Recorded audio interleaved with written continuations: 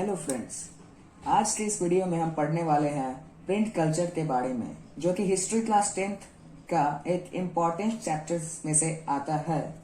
और सबसे पहले हेडिंग दे देते हैं। तो इस चैप्टर में हम लोग पढ़ेंगे जैसे प्रिंट का ओरिजिन कहाँ से हुआ था।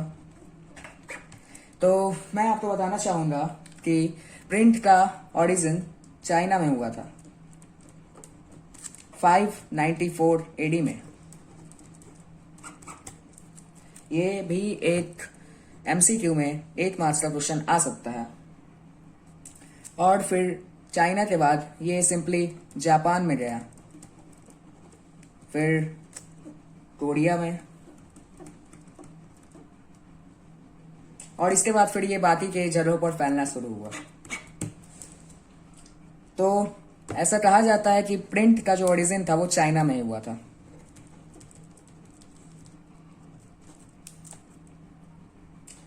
तो हम लोग देखते हैं कि जापान में प्रिंट कब आया था।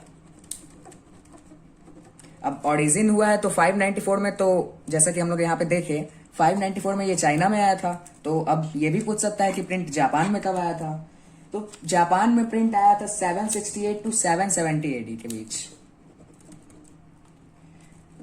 और जापान में क्वेश्चन ये भी पूछा जाता है एमसीक्यू में कि जापान में पहला बुद्ध कौन सा प्रिंट हुआ था। तो जापान में मैं आपको बता दूं कि जापान में पहला बुद्ध डायमंड सूत्रा, जो कि 868 एडी में प्रिंट हुआ था। 868 एडी। ये क्वेश्चन भी 1 मार्क्स का आ सकता है, और जहां तक कि मेरा अनुभव है ये क्वेश्चन आता है। तो आप इस क्वेश्चन को भी मार्क कर ले। उसके बाद फिर प्रिंट पहुंचा यूरोप में। ये मैं सिंपली अभी टाइमलाइन बता रहा हूं कि प्रिंट कब कहां कहां पहुंचा, और कुछ इंपॉर्टेंट डेट्स हैं, तो आप इसको अभी ध्यान से देख सकते हैं। और अब पहुंचते हैं यूरोप में। तो प्रिंट का उदय यूरोप में हुआ था 1295 एडी में। ये सबसे पहले इटली में पहुंचा था। यूरोप में प्रिंट सबसे पहले इटली में आया था। ये भी क्वेश्चन पूछ सकता है कि प्रिंट यूरोप में कब और कहां पहुंचा। तो ये सबसे पहले 1295 एडी में इटली में आया था, और ये एक एक्सप्लोरर थे मार्को पोलो। तो मार्को पोलो जब चाइना आए थे तो उन्होंने इस प्रिंटिंग के तरीके को सीखा था और देखा था। तो वही जनरली ऐसा कहा जाता है, और बुक में भी दिया हुआ है, तो हमें बुक को फॉलो करना है। तो मार्को पोलो ही इटली में, मतलब यूरोप में, प्रिंट को एक्सटेंड किए थे। फिर इंडिया में कब आया प्रिंट, ये भी एक इंपॉर्टेंट क्वेश्चन है। इंडिया में कब आया ये तो ऐसे नहीं लिखा हुआ है कहीं भी, लेकिन इंडिया में लाया गया था पुर्तगीज के द्वारा। पुर्तगीज मिशनरी के द्वारा। ये भी एक इंपॉर्टेंट क्वेश्चन बनता है कि इंडिया में प्रिंट किसने लाया था। तो आप ये तो सिंपल टाइमलाइन हुआ कि प्रिंट कब और कहां कैसे पहुंचा। ये हमें चैप्टर का ब्रीफ के बारे में बताता है, तो आप इसे भी नोट डाउन कर सकते हैं। इनफैक्ट ये इंपॉर्टेंट है। तो अब चाइना में बात करते हैं। तो चाइना में सबसे पहले प्रिंट का उदय हुआ था, तो वो कैसे हुआ था, उसका सिस्टम क्या था। तो चाइना में सबसे पहले एक वुडन ब्लॉक सिस्टम था। वुडन ब्लॉक सिस्टम ऐसा था कि एक सिंपल ब्लॉक होता था, उस पर लेटर्स होते थे, और इसी से ये प्रिंट करते थे, इस वुडन ब्लॉक सिस्टम के कारण। ये फर्स्ट मेथड था, चाइना के द्वारा लाया गया ये फर्स्ट मेथड था प्रिंट का, वुडन ब्लॉक। इसी के साथ आया था एकॉर्डियन मेथड। एकॉर्डियन मेथड में भी ऐसा ही कुछ था, बिल्कुल सेम था, इसे ही लगभग कहते थे। उसमें भी एक ही पेज एक बार में प्रिंट होता था, इसमें भी एक पेज और उसमें भी एक पेज। तो वुडन ब्लॉक को ही सिंपल एकॉर्डियन मेथड भी कहा जाता है। चलिए, ऐसा ये भी कहा जाता है कि वुडन ब्लॉक का जो सिस्टम था, जो ब्लॉक का वुडन ब्लॉक जो बनता था, मतलब लकड़ी का जो बनता था इसका ब्लॉक्स, वो बाद में अल्फाबेट्स जो बनते थे वो स्टील के हो गए थे, जिनको प्लेटिन भी कहते हैं। तो वो बाद में बुक में पढ़ना है, तो वो हम आगे देखेंगे।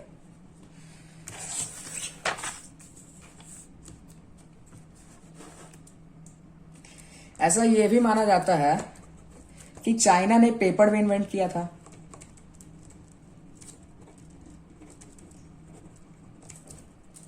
और चाइना ने ही प्रिंट भी इन्वेंट किया बाय टॉडियन method. China also invented print.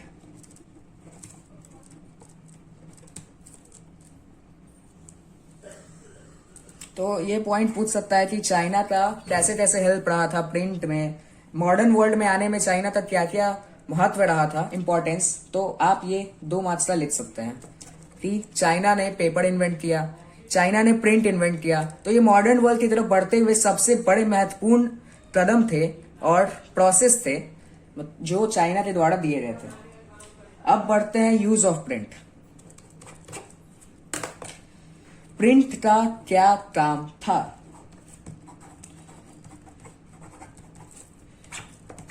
Use of print.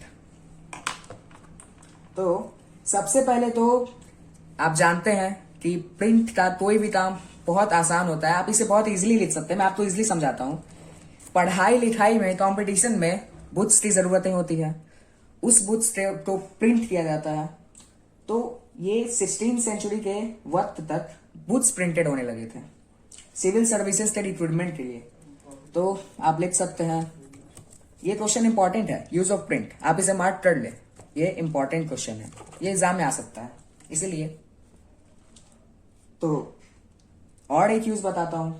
17th century में सिर्फ स्कॉलर्स नहीं बल्कि कॉमन पीपल, मतलब 17th सेंचुरी तक स्कॉलर्स ही इसको पढ़ा करते थे, जो कि सिविल सर्विसेज में, तो सिविल सर्विसेज को जो क्रैक करते थे वो स्कॉलर्स ही थे, तो सिर्फ वही पढ़ते थे और प्रिंट इसी तक सीमित था।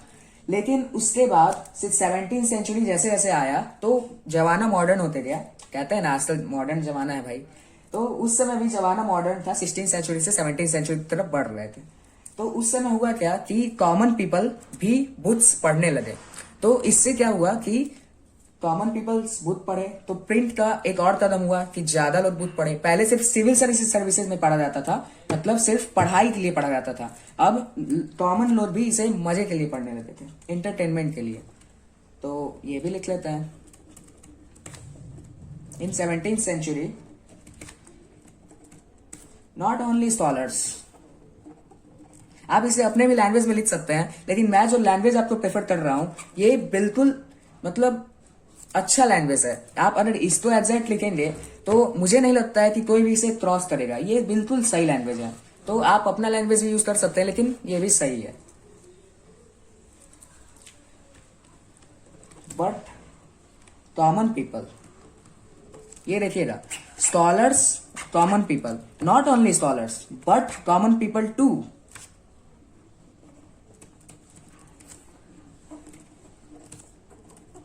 अब तो बात आता है कि स्कॉलर्स तो पढ़ाई के लिए बुक पढ़ते थे, तो कॉमन पीपल क्या पढ़ते थे? तो कॉमन पीपल जनरली फिक्शनल या फिर पोइट्री या ऑटोबायोग्राफी, नैरेटिव्स, ये सब नॉर्मली पढ़ते थे। जैसे कि अब ड्रामेटिक हो गया, पोइट्री तो मैं आपको बोल ही दिया, रोमांटिक हो गया, ये सब पढ़ा करते थे। तो ये तो आप लिख लीजिएगा, रीडिंग, पोएट्री, ETC। अब बढ़ते हैं अगले पॉइंट की तरफ। अब 18th सेंचुरी जब आया तो new western printing starting in Shanghai, मतलब जो नया वेस्टर्न प्रिंटेड था वो संघाई में स्टार्ट हो चुका था। और संघाई शहर जो था, संघाई शहर, संघाई आप जानते हैं, संघाई चाइना में है, जी हाँ। संघाई शहर 18th सेंचुरी तक प्रिंटिंग का हब बन गया था, मतलब प्रिंटिंग का सेंटर, मतलब प्रिंटिंग का सपोर्ट प्लेस, आप जो भी बोले, हब, सिंपल में हब समझिए। तो 18th सेंचुरी तक संघाई जो था वो प्रिंटिंग का हब बन गया था। सिंपल में बताया, ऐसा बोला जाता है कि चाइना में संघाई और जापान में एडू, ये दोनों शहर प्रिंटिंग के हब्स माने जाते थे 18th सेंचुरी में, लेकिन सबसे बड़ा था संघाई। तो इसीलिए हमें इसके बारे में ऑफ प्रिंटिंग। तो ये जो 3 पॉइंट्स है ये आपको डेफिनेटली 3 मार्क्स के क्वेश्चन में आ सकते हैं। क्वेश्चन पूछेगा what were the uses of printing, what were the uses of printing, what were the help, और यूजेस ही सही है, what were the uses of printing ही पूछेगा नॉर्मली, और आप और कुछ पूछेगा तो आप समझ ही जाएंगे। तो अब बढ़ते हैं हमारे अगले पॉइंट की तरफ। तो चाइना में तो आपने देख लिया कि कैसे कैसे प्रिंट होता था, मैंने इधर बताया, आप तो वुडन क्लॉथ अकॉर्डियन में तो ये सब था। अब जापान की तरफ बढ़ते हैं। अब जापान में प्रिंट कैसे कैसे बढ़ा, कैसे कैसे डेवलप हुआ, अब ये देखेंगे हम। तो जापान में प्रिंट कौन डेवलप किए थे, ये भी क्वेश्चन पूछ सकता है, important question. Buddhist missionary develop किए थे।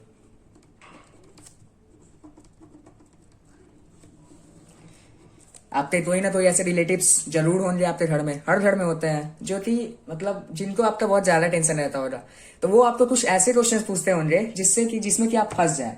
तो आपको ये क्वेश्चन पूछा जा सकता है कि जापान में प्रिंट कौन लाया था, तो ये जवाब इसका है बुद्धिस्ट मिशनरीज। तो ये कहां से लाए थे, चाइना से।